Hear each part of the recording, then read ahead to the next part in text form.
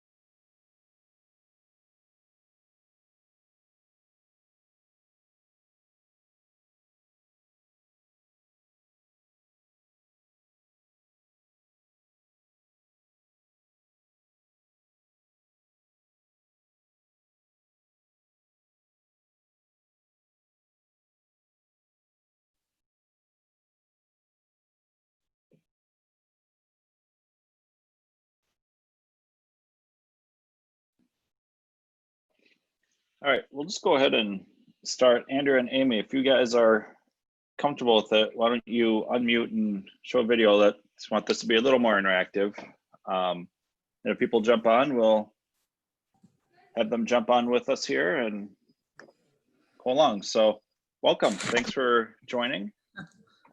Hopefully this will be a decent conversation. It's not fun to do over Zoom, but sometimes that's the comfort level of your clients and myself personally too. I still don't feel 100% comfortable going in the office unless I'm just running in to get an errand or something like that. So, and when you're teaching a class about virtual listing appointments, it feels like it's an appropriate time to do a virtual class. So let's go ahead and kind of talk through that. We'll talk through what a listing appointment looks like for me and kind of how I adapt when I went online with a couple of them.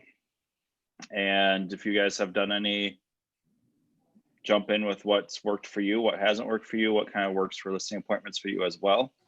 I don't know if I've officially met either of you. So I'm Chris. I've been with Keller Williams my whole real estate career, which is now about 4.5 years or so, almost 5 years. It'll be 5 in November. So I started off slow, like a lot of people, kind of got my feet wet, got the idea of what real estate means and made sure to understand the forms and all the things like that. And then really hit the ground running my second and third year, really took off and have been doing well since. And my lowest year production wise since my first year was probably around 16 units, which Nice. isn't too bad. This year it's looking like it'll be a little bit lower year, but it's still plugging along and still going to do okay. So the important thing is keeping up the momentum. I know people say that over and over again, but it's true. So Andrea, how long have you been doing real estate and with Keller Williams? I was actually licensed last year in August, but I kind of fell off the map when, everything changed, and I became a homeschool teacher for my older two kids. Yep. And got my younger one at home. So I think doing the virtual experience maybe, a little different, but I think with everyone's comfort level, at least to be able to, have that connection over a Zoom meeting might be good. Maybe some different tactics. I actually just the other day last week kind of started to get back into things. Kids are done with school now, so I think it's an appropriate time to get going. Yeah, Amy? I was just licensed the end of February, and I'm also a mental health practitioner at a school. Oh, wow. So then this happened. I had to do the distance, like telehealth stuff. So I haven't had any transactions or anything. Sure. So very, very new, and trying to kind of navigate through this virtual stuff. And I'm definitely a more in-person kind of person. Yep. Yeah, it's definitely easier in person, especially just reading the conversation for one thing, but then just being able to be side by side and talking through things instead of through a screen. And just keep at it. My first year, like I said, my license came back around Thanksgiving time. And I was fortunate enough to be able to go full time right away. It still took till May to get my first closing. So it takes time.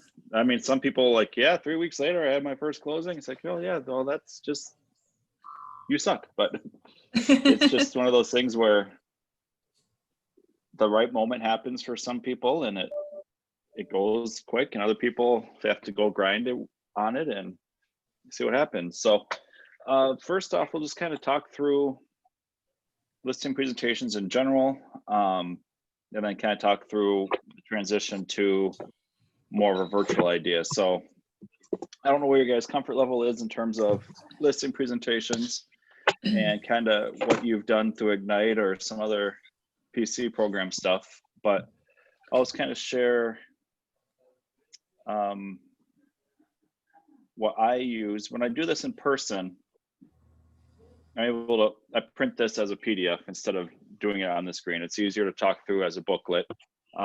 Beforehand, I've had an initial conversation with them over the phone, or however they contacted me about an appointment, email, phone, text, whatever it was. Just kind of get the basic information of, and you've probably seen, I should have pulled that up. I'll pull that up in a little bit here too. But kind of the pre-qualification sheet is what you've maybe seen it called.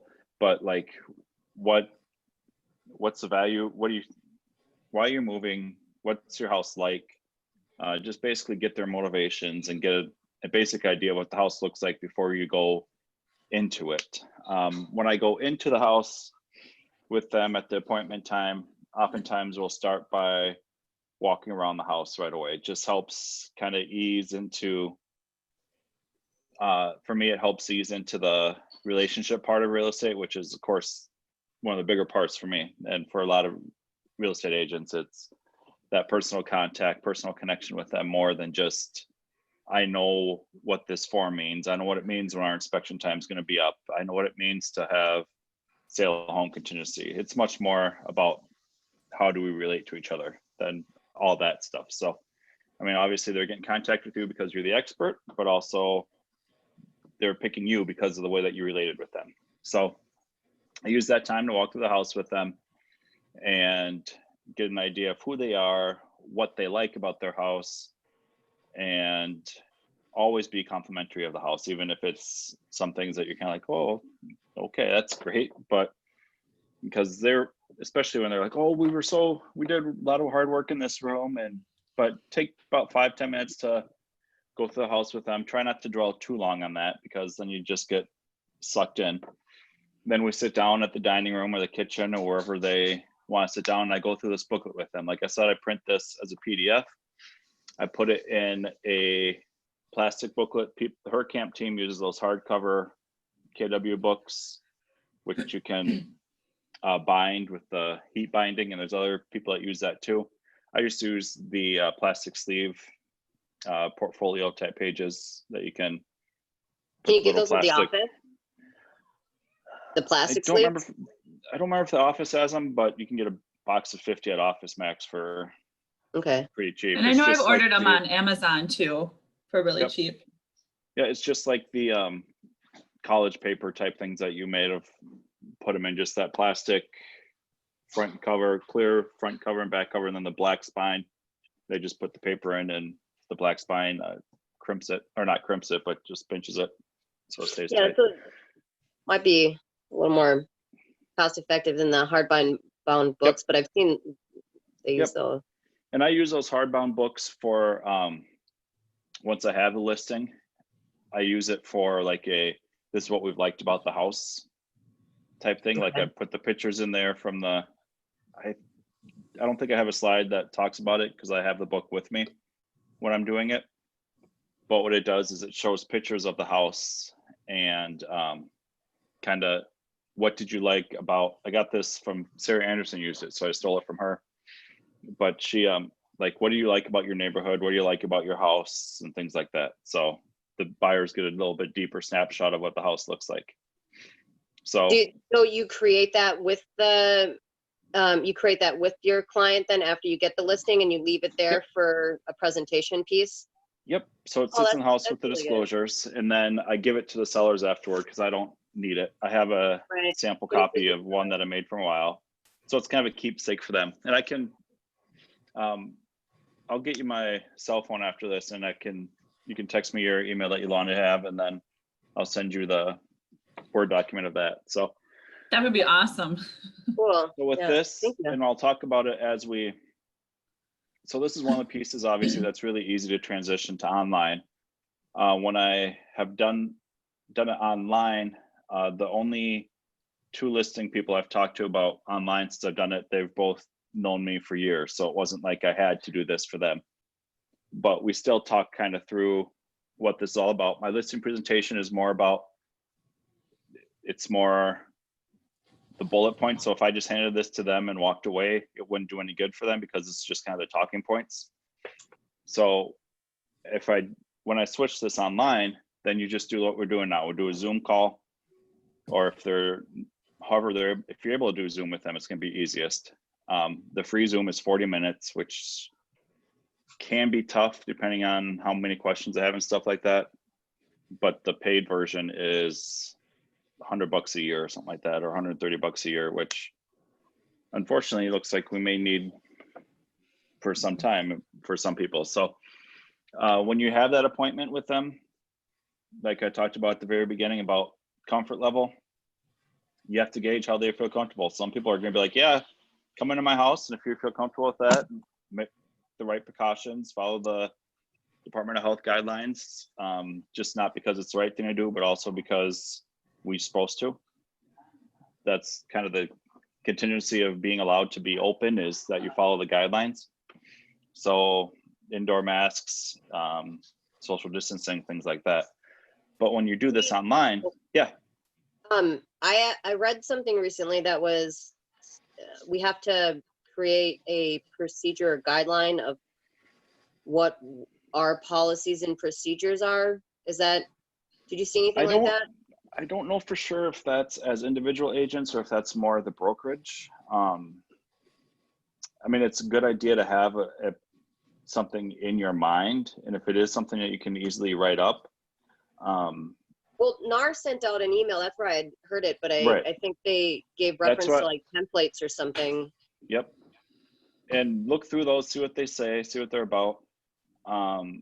I didn't look very closely at them yet because I just assumed they were more because I mean, they're sending it to everybody. Some people are independent brokers, which would apply a little bit more.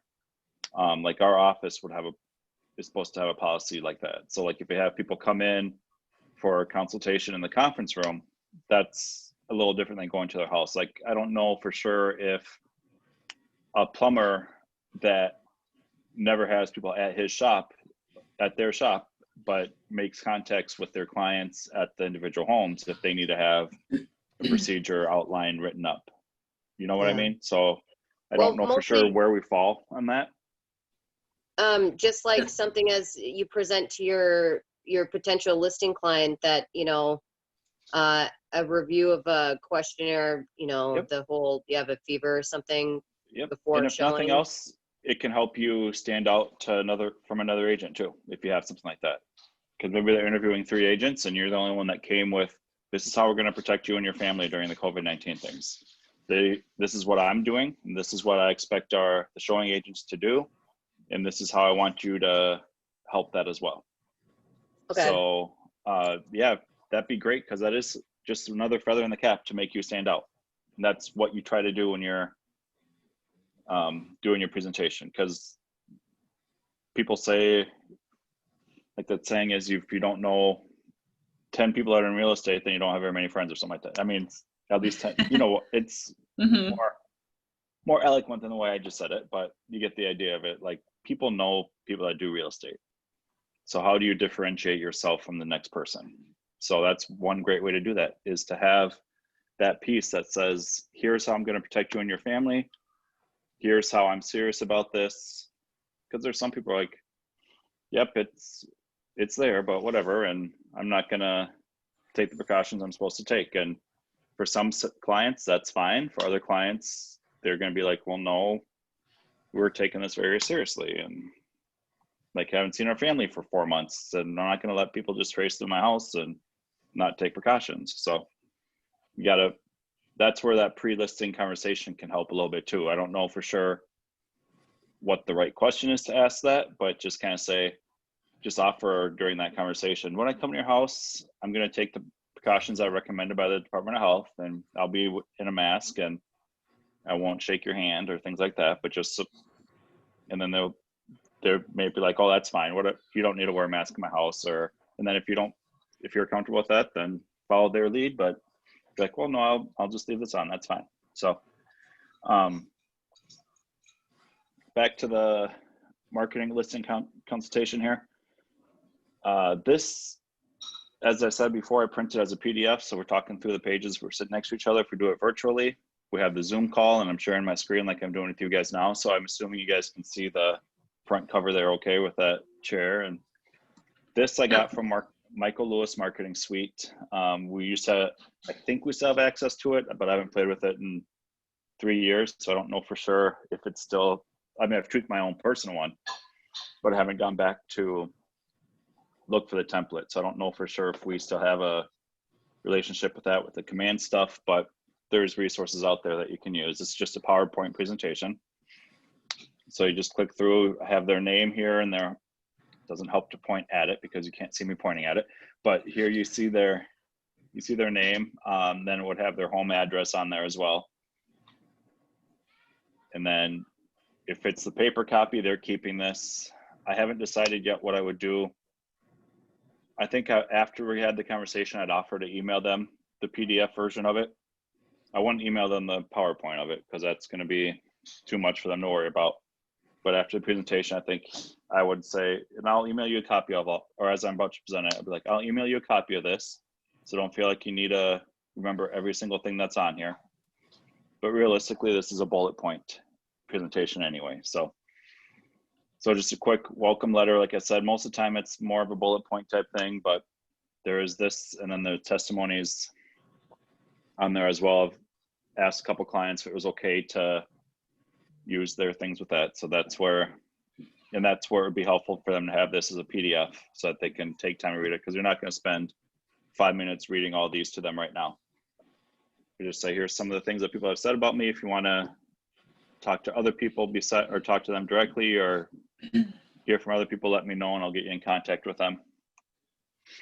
And then we talk about marketing strategy, because I always say to them, when you're selling your house, what you want to do is make sure that you stand out against your competition, the other houses.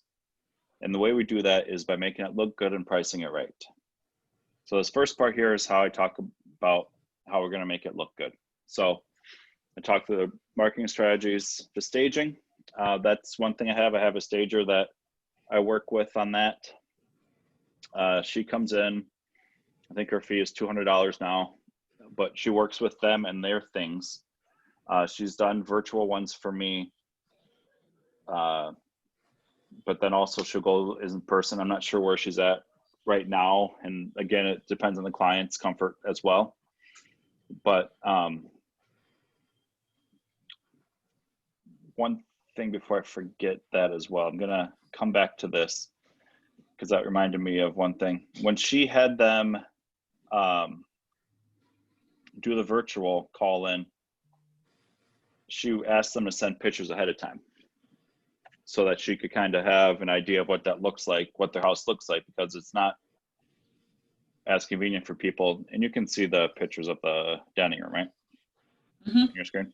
Okay. Yep. So this is my house. We had an appraisal done a couple months ago because we wanted to redo the loan with it, as crazy as it was, the rates as crazy as it was.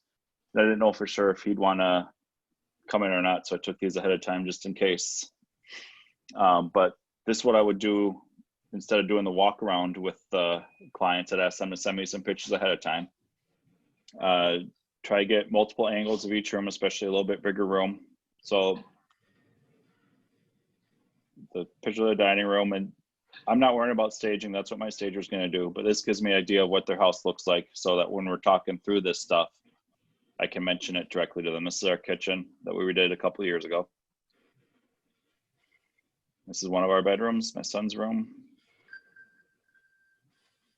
Then my daughter's room. Our front living room.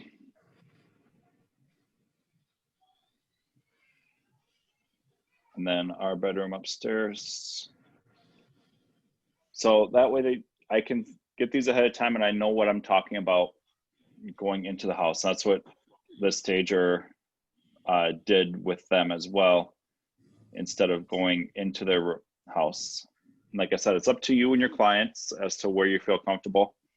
But what we do when we talk about the staging, it's a $200 that I cover. I say it's part of my marketing. I don't tell them how much it costs, but I cover it as part of my marketing. She goes through the house with them and tells them, like, if it's in person, she'll look at the bookshelf and be like, okay, there's a lot of books on this bookshelf. Let's take some of these books away so the shelves look a little less cluttered and things like that. So she'll walk through it with them and rearrange their things. She also offers full staging of a house if it's an empty house, and it's going to help stand out against the market. That I don't typically cover because it ends up being about $1,200 to $1,500, depending. It's your call if you want to cover it, but of course the house isn't guaranteed to sell, so that's a decent investment for you if you know if you don't know if you're getting paid. But depending on the market and depending where the house is, sometimes it helps to be a staged house instead of an empty house, especially if you're not quite sure what the room could potentially be, or if the room looks small. Sometimes it helps to have furniture in the room to say, it's not really that small of a room. But that's up to you if you want to split that cost with them, charge them for it. And if you are going to have them pay for it, just say, hey, I encourage us to stage it. My stager normally charges about $1,500. Yes, that seems like a lot of money, but here's why we want to do it that way. We want to do it that way because it's going to help you stand out against your competition. It's going to help you get the most money for your house that you can possibly get, and will be on the market for a shorter amount of time. And those are, of course, the main three things for people when they're selling anyway. So I talk through what that staging looks like. And then professional photography, I talk about getting my photographer in there to do the work. And I use Virtuance. So we talk through what Virtuance is and how they help make the pictures look good. And then Virtuance is, I think, $149 or $199. I can't remember for sure what it was because it just changed not that long ago, and I don't remember what's new and what's the old. But that's for like 25 pictures, and it's the HD reel is what they call it. I don't know if they've been in team meetings lately, but they've come and talked to us quite a bit. They also offer Matterport, which right now is a very important time for people to do the 3D tours, because a lot of times that's where they're going to get that first idea of the house instead of walking in. So I encourage them that we're going to do a Matterport 3D tour, so that way they can click through the house, and I'll show you what it looks like when you first open it here, if you haven't seen the Matterport one yet. So it gives you the whole dollhouse view is what they call it, and then it zooms into the house, and the buyers can just click through the house like this. Of course, it's being a little bit slower right now because it's screen share. But they can click through the house, see what's going on, see the kitchen, see the living room. I especially like to do it on a 3 or 4 level split because sometimes it's hard to figure out what the layout is on just a bunch of still pictures. So that way you can click through and see where all the layout is. Like, okay, the bedrooms are up this way. This is the main living area. The other living area is down there. So kind of talk through that. How much is the Matterport? 200, I believe, is what they charge. Let me peek real quick on that. And you can find Matterport other places too. Virtually. That's something you offer? Yeah. Okay. Yep. So all the things that I mentioned in this, I cover. The thing that I try not to cover is the staging an empty house. Matterport is depending on zip code. So I need to type in the zip code here. So the 25 pictures is 150. Matterport starts at 150 as well. And it of course depends on the size of the home. So if the house is a bigger house, it will cost more than that. So we talked through what that looks like. And then talk about also property flyers. These aren't as, unless you're hosting an open house right now, it's not as big a deal to have these because the house doesn't sit in the market as long. And plus people are a little anxious with personal property being out, or this isn't personal property, but additional things for people to touch during this time, people aren't as much of a fan of. So, but I talk about the flyers and how we'll put those in the house. Often do a just listed mailing. Obviously, and I tell them, I'm honest with them, I said, obviously that's enough to drum up interest, but realistically, you might not get a buyer from that because it comes from the neighborhood. But someone might know that their friend's looking to move in the neighborhood, so that's how they'll know. Those postcards, the turnaround time. If you know you have the listing for a while, you can try to time it out. If it's something that goes on quick, by the time it goes to people, you may have an offer already, and you may even be pending already. But at least then, it works for you. Maybe not for your sellers, but I just tell like, hey, this is a way to drum up interest for your house. It gets people talking about it, and they may know someone that wants to move in. Like I said, if the timing works out right, you can try to get scheduled so that it hits the mailboxes at the right time. But with the new coming soon and withheld restrictions that the MLS has, you have to be a little careful on that. So you don't want to get to the house too early in case someone were to complain about it. Then just talk about internet marketing and how through the MLS, it gets fed to all these syndicate sites.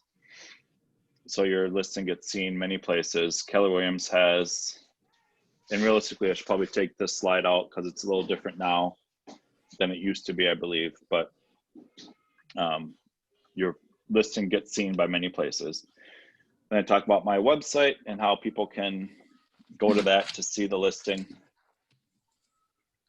And then my Facebook page is what I talk about because, you know, Facebook's Facebook, but you still get 10 to 15,000 interactions on a boosted post quite often.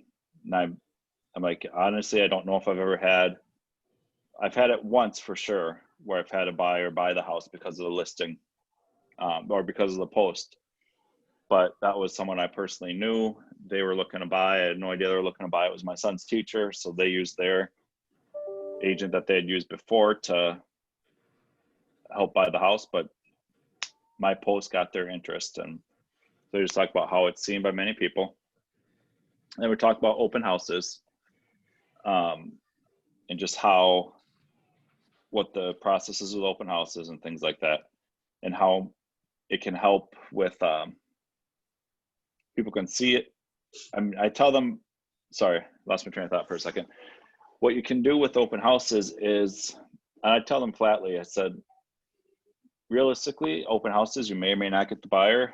And for agents, they can work with the clients that come through if they're not represented. So it's kind of a here or there if it's going to work for you. but I talk about what the benefits are. To say it gets the traffic to the house, and because a lot of people are like, oh, I don't want people going through my house. But I say with the process of open house, we hold it the weekend the home is listed, and I normally try to go on a Thursday to kind of build that interest for the weekend. Advertise the open house to the MLS and through the Keller Williams system, to the neighborhood with flyers, with the rider on the yard sign, which you do sometimes or not, directional arrows out the day of the open on my Facebook page and websites. And then I say another thing that really helps with that is gathering the feedback from open houses. I said we get first person feedback instead of an agent that may or may not fill out the feedback form the way we want them to. So we'll know for sure what they like and what they didn't like, and we can adjust that way. So it can help us sell your home faster potentially. Questions about this so far? Am I going too fast or too slow? No, Feels good? well, Nope. I mean, if we're doing a virtual appointment, I'm wondering if these people are going to be concerned about hosting an open house. Have you Yep. had any thoughts about showing times live feature that they've got now? Yep. Or what are your thoughts on like you hosting a showing virtually through their home, or presenting it as, you know, instead of having other people come through, we Right. can make an option to do it virtually? Yep, that's a great point. That's something to talk through with them with open houses, especially if they're like, well, I don't know if we want people to be coming through, because that's where you can bring up again that sheet that you talked about where you have your idea of what works for people to come into my house and what safety guidelines you're going to take with that. And one of the things that you can mention is with open houses, we're going to restrict to one family or group in at a time, and we're going to take the precautions that we have that. Or what we can do is we can do a virtual open house. I've seen other agents do Facebook Live open house type thing and say, hey, come to my, and I don't know if, I only noticed them do it one time. I don't know if they did it like every half hour or if they just did a quick 12 to 12:30 type thing, or what they did for how they actually perform the open house. And I haven't played with the ones with MLS enough to know what that's about. One of the things that they did through showing time for one buyer I had, or for one listing I had, was the agent set the showing as a virtual tour. So basically what that meant was the agent was coming, but she was coming by herself. And she's like, because my sellers were like, what does she mean by that? I said, well, this is what I think she means. I'll ask her. So I called her and she's like, yeah, well, I'm just gonna do a FaceTime for them because they wanted to do that first before they decided if they wanted to go see it themselves. So that's one option too, that there's that. I don't know if that's what the showing time means for the on their side, for because I haven't looked at it closely enough, because my two listings that we had, one was a since this has happened, one was a condo, and one said before COVID even hit that they didn't want to do an open house. So I knew I wasn't going to do an open house for those two listings, so I didn't look too closely at it yet to see what that looks like on the showing time end. But that's definitely an option to do and be creative. I don't know if there's a way that you can have it linked from the MLS. It might just have to be through other options that you're offering that because of branding issues. I'll look into that and let you know what it says. But for now, it's an option. You say, yep, it's an option for us to do. This is how I would do it. And there's a potential for that to work. Realistically, I think recording a video virtual tour would be just as effective. And then you could post an unbranded one on the MLS as a virtual tour. Just as long as your link doesn't show your personal branding, that would be okay. So you might have to do like a single property website that embeds your YouTube clip or something like that, where you can do a because I don't think there's any rule about virtual tours having to be like the Matterport or just a still picture slideshow. I'm pretty sure it can be a narrated video, but you just have to be careful about branding when you do that, because MLS does not allow branding with it. So you wouldn't be able to introduce yourself as Andrea from Keller Williams. You would have to just be like, welcome to 123 Main Street, and then talk about each room as you go through it. You just have to be careful branding yourself with that though. So does that answer that? Does that Yeah, make sense? I think they offer that the live version free until September 1st Okay. through showing time. But I think that's more like you said, that you can interact with your client and introduce them. It's more of like a live Sure. thing. Yep. So, but I like the option for the walkthrough. Yeah. Tour. Like I said, I'm almost positive that that's MLS compliant, but I would check with the help desk first just to make sure. And they're super easy to get a hold of by phone and or email, and they're really receptive to questions. So that would not be a hard question to ask them and talk through what that might look like. So just like, hey, I'm trying to think of outside the box of what a virtual tour would look like in this. Is it okay to do a live or open house? Would it be okay to do a live video walkthrough, or not live, but like do an audio descriptive video walkthrough? What are the rules for that? And they'll be like, yep, you can do that. And my guess is if they allow it, you just can't do personal branding with it. Just like with your virtual tours, because they check them pretty quick, because I got and noticed I was going to get fined once because I accidentally posted the wrong link. It had the link with the KWPR instead of the blank one. So, but the first offense, they're just like, yep, you haven't done this before, so we'll waive it this time. But they do check them. They don't, it's not just dumb luck that you don't get caught, because they go through the listings and click on the tours to make sure. Then after I talk about that, I talk about why Keller Williams. Realistically, you're selling yourself more than the company. Keller Williams is more known now than it used to be. But what you can talk through with this, especially as newer agents, it's like, hey, because you don't necessarily need to tell them, hey, this is my first listing appointment. But if they ask, you want to be honest, because if they find out, that's not going to help you either. But what I do is I talk through how we're a team-based, we're not teams, but we're very supportive. And I'm not doing this as a script right now, unfortunately, so it's not super clear as how I'm putting this for you.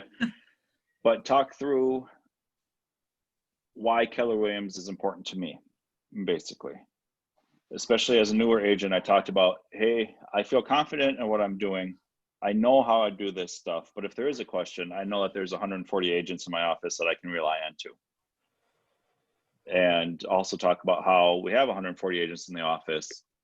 So their listing, before it even goes on the market, because of the changes of the coming soon stuff that they have in the withhelds, that's eyeballs that can be on your listing sooner than other people can potentially have. So that might be another advantage for your sellers as well.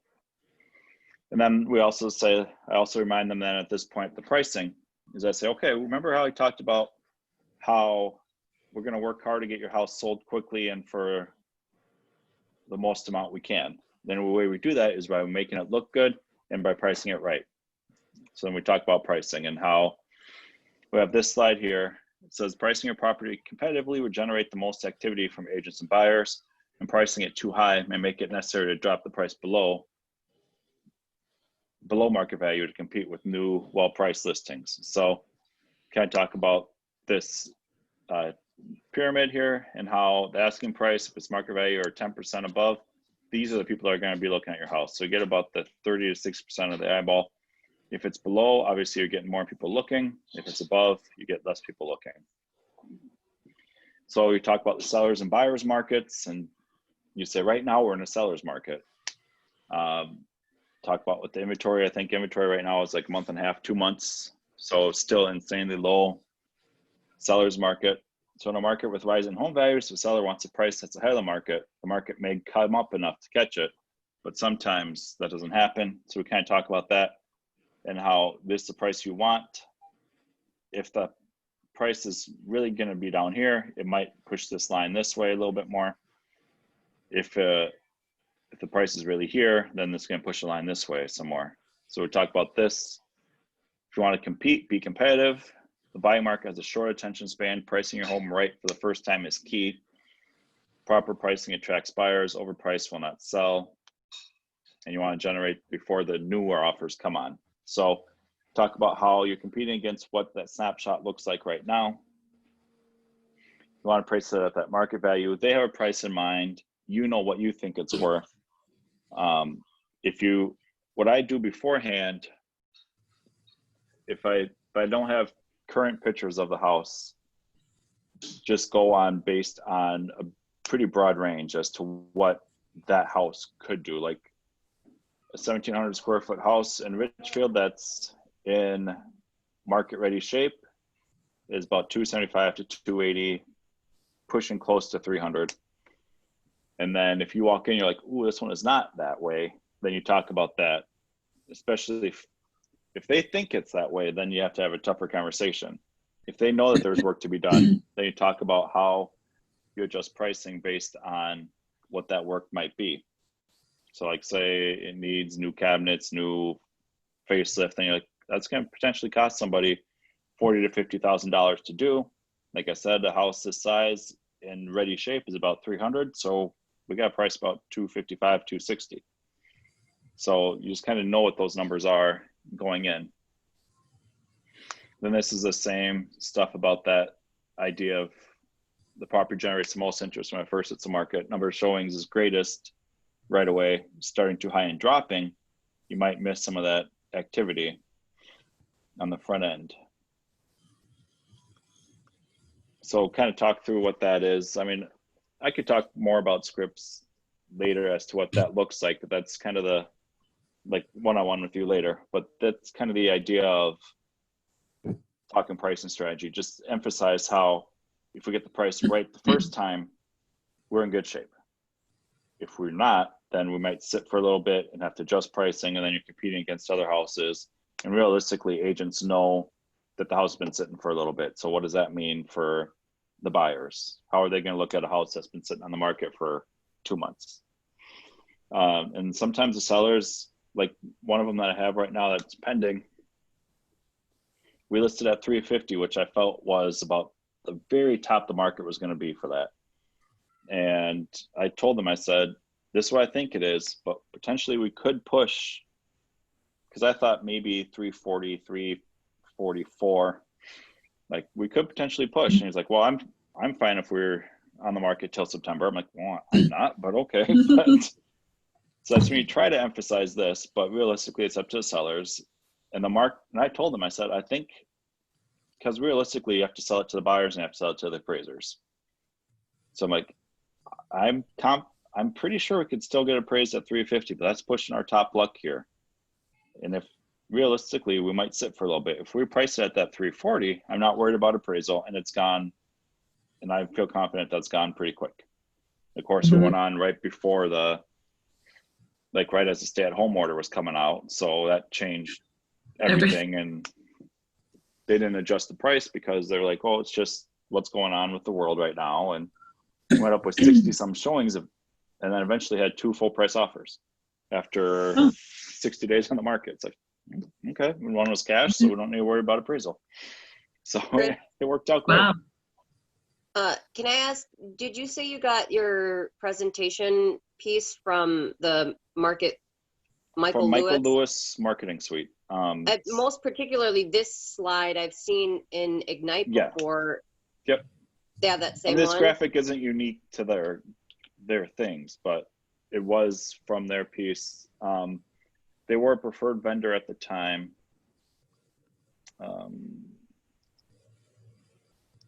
I think we still have access to it. I was in there maybe like a couple of weeks ago or a month ago, and I had grabbed some script pieces from there, but okay, I'll take a peek.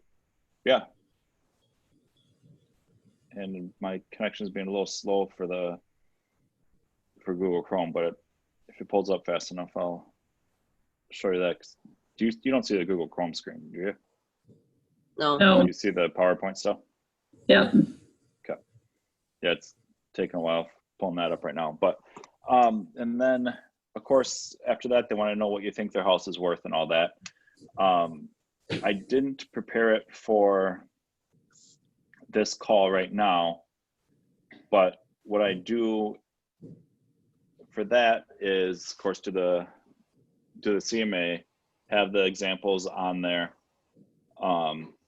Especially try to get 3 or 4 that are pretty good comps, and then say, okay, look, this one sold for, because of course my sellers of the $350,000 house, there's one across the street or down the block that was on the market for 400. So his house got to be worth that. It's like, well, no, it's not, because it's a different style. It's more updated, but you do you. So you have to have that conversation with them as to what market value really is and how that's perceived. And we could talk more about that later, but with the CMA, you try to get it best you can. Like, okay, see, this one's 3-bedroom and yours is a 4-bedroom house. So yours is worth about 4,000 or 5,000 more than that one. You have 2 bathrooms, they have 3. So that kind of balances that out there. Their finishes are more updated than yours. So that's where this price is there. That's why I think yours will hit best at this price. And then if you're doing that virtually, I think you can have it where you're literally showing them what's on the market right now through the MLS, or you can do it as PDFs that you already printed to prove your case. But just like I'm not doing a comp, I'm just pulling up addresses here. So just randomly pick a house here. But like say you're comparing against this house. So yeah, yours is a split level house. But yours has nicer woodwork. Your kitchen is a little bit bigger, things like that. So then you're like, okay, but I think yours could probably sell for, and square footage wise, yours is a little bit bigger. So I think this one's listed at, or let's say this one sold. So this one sold for 220,000. I think we could probably realistically put yours on for 230. And then kind of talk through that with them. Like, does that sound about right to you? And like, yeah, it's pretty close. Or, well, we're thinking about this. And then you say, okay, let's talk about what that means too. I always pull up the net sheet with them at the meeting at the very end as well. Some people don't do that. I'm not sure why you wouldn't want to do that, because realistically, yes, they care what the house sells for, but they care more about what they're walking away with. So talk through that. And this is just an example net sheet of a house that they were looking at selling in Richfield. So I said, low end is probably about 260, top end would probably maybe hit 275. Then you just kind of split the difference in the middle there. This was their estimated mortgage payoff. And then we talk about what the professional fees are. This is a 6% listing. So that breaks down that. And I explained to them, as you go across columns, obviously you see that change with the purchase price changing as well. And then the state deed tax, you see that go up as well with the purchase price. And I say to them, in this seller's market here, realistically, you're probably not going to see you having to pay 3% for the buyer contribution at these purchase prices. I said, if the buyers really need that 3%, then they're probably going to change the price to make it so that you're netting a little bit more. I said, but what I like to do is I like to prepare a worst case scenario for you. I'd rather have you get more money than less money than what I'm telling you you're going to get. So I say, so if we list at the price that I think we should list at about that 265, 270, this is that number you're walking away with. How does that feel to you? And I'm like, yeah, that's actually looks pretty good. And then he's like, then if they're kind of nervous about that, they're like, okay, well, we have this. And like, as Colin talks about with the Keller Mortgage, using that as a carrot, you can say, okay, well, what we can do is we can offer them Keller Mortgage since you're listing with me. And then that could potentially save you $8,000 in closing costs because they don't need to pay, the buyers don't need to pay closing costs then. So you kind of talk through the numbers as a black and white concept, and that helps them understand what's going on with that. And then if they feel like everything's good to go, then you go through all the contract stuff and all that fun things with that. So that's kind of the quick of that. Any other questions you guys have? Any comments, any thoughts that you might want to do differently in terms of virtual, or any other questions about what this looks like? No, I mean, mostly just if you're doing a virtual one, it's probably because they don't want to have a lot of contact. So Yeah, I mean, definitely the little different nuggets a to month throw ago when in we for them. first talked about this, or even a month and a half ago. It was like, yeah, this is going to be reality for a while. And realistically, if your sellers are comfortable with you being in the house and you're not quite sure about it, take your precautions. And if you really don't feel comfortable with it, don't do it. And if they don't feel comfortable with virtual, then maybe it's just something that you have to move on to the next one. But when you take the precautions, I think it's going to be, you're in pretty good shape. But like you said, if it's something where they're talking about contact, you just talk about those carrots. Like you mentioned. Yeah, with just your, options for having less people come through their house. Yep. You know, offer that Yep. you're doing the Matterport or virtual layout listing already. Yep. So, and I don't think I think showing time still restricts it. But say to them, we're only going to let one couple through at a time. And I've noticed showings are allowed to be longer than a half hour now. It used to be restricted a half hour because they were only letting one person through at a time.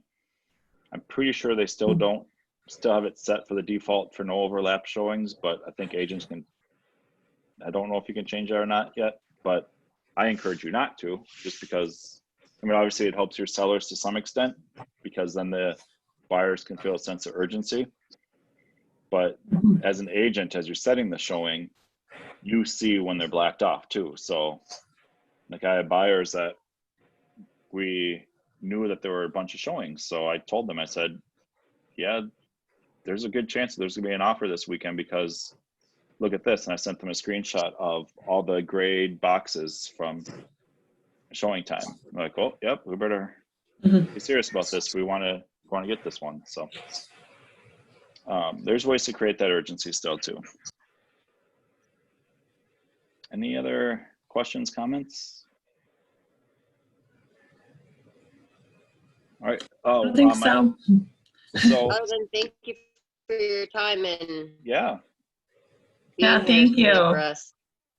So I'll give myself quick too. So that's Okay. 612 Mm-hmm. 701 5749. Put it in the chat here too. Yes. But oops, of course I typed it wrong. But shoot me a text if you want that some of that stuff from the I talked about. I'll share the Yeah, that would be really helpful, or where we can find it if it's. yeah. So, and I'm blanking what I said, that we talked about the PowerPoint, and then I feel like there's something else too that I talked about sharing with you guys. Just Or if the there's something else. PowerPoint, the PDFs for the graph. Yeah, Was there something that else? was the one thing I about had. sharing? Oh, the booklet, the book. The booklet thing, yeah. So, yep. So I'll send you guys the Yeah, book, thank you. and just shoot me your email that you want me to send it to, and go from there. And if you have any other questions about anything, feel free to text anytime. So. Okay, awesome. Well, thank you. Chris, I Yep. appreciate Thanks. you. Good to see you guys. Yep. Take care. Okay, bye. Bye. Bye.